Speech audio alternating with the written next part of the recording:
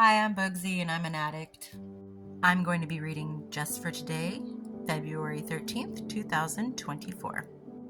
The Ties That Bind. Basic text, page 60. As long as the ties that bind us together are stronger than those that would tear us apart, all will be well. Many of us feel that without NA, we would surely have died from our disease. Hence, its existence is our very lifeline. However, disunity is an occasional fact of life in Narcotics Anonymous. We must learn to respond in a constructive way to the destructive influences that sometimes arise in our fellowship. If we decide to be a part of the solution instead of the problem, we are headed in the right direction. Our personal recovery and the growth of NA is contingent upon maintaining an atmosphere of recovery in our meetings. Are we willing to help our group deal constructively with conflict? As group members, do we strive to work out difficulties openly, honestly, and fairly? Do we seek to promote the common welfare of all our members rather than our own agenda? And, as trusted servants, do we take into consideration the effect our actions might have on newcomers? Service can bring out both the best and the worst in us, but it is often through service that we begin to get in touch with some of our more pressing defects of character. Do we shrink from service commitments rather than face what we might find out about ourselves? If we bear in mind the strength of the ties that bind us together, our recovery from active addiction, all will be well. Just for today, I will strive to be of service to our fellowship. I will be unafraid to discover who I am.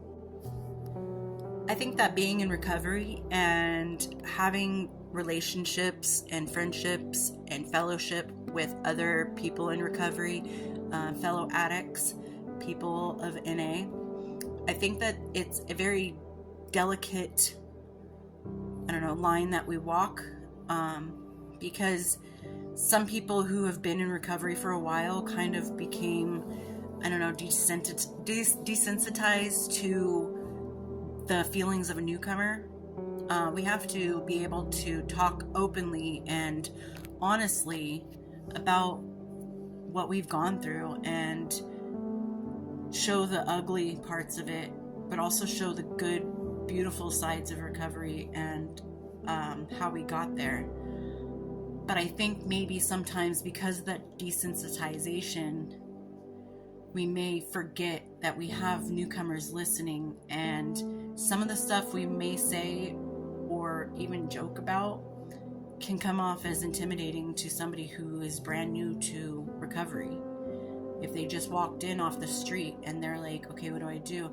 And if we take it as a joke or we treat it like it's a joke, they may not think this is a serious issue, or they might get afraid, like, these people don't take addiction seriously. Like, I have to get out of here. Like, this is not for me. This is not cool. So I think we have to approach it in a way that's appropriate, but also comfortable for the newcomer, and even fellow recovering addicts. Not everybody has the same humor or the same outlook on how recovery is or where recovery is going to lead them. So I think that sometimes we may, express an emotion a little bit too aggressively. Perhaps you're telling your story at a meeting and you get really upset about something that might scare somebody off, like, these people are angry, or you may take it so lightly that you joke about it a lot and they're like, these people aren't serious.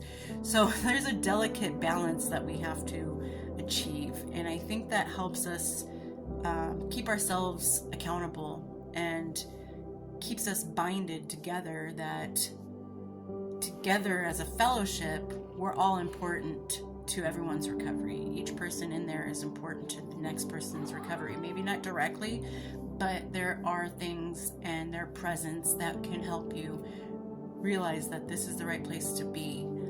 I think that it's good to have different kind of characteristics and personalities in recovery.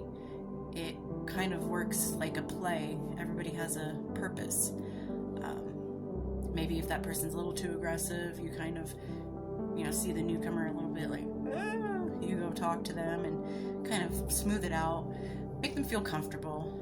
Be yourself, be truthful, be consistent, but just don't overdo it. I don't know if maybe I'm interpreting it wrong, but I feel like as a team, we bind together and we can help the newcomer. And I think we'd probably be the best to do that because we've been there and we've also been the newcomer. And I don't know, I might be interpreting this incorrectly, but my point still stands. Take it easy on the emotion. But don't sugarcoat, and don't, just a little bit, but bring back a little bit. So anyway, before I totally go off the rails, I'll talk to you guys later. I hope everyone's doing well out there. Bye.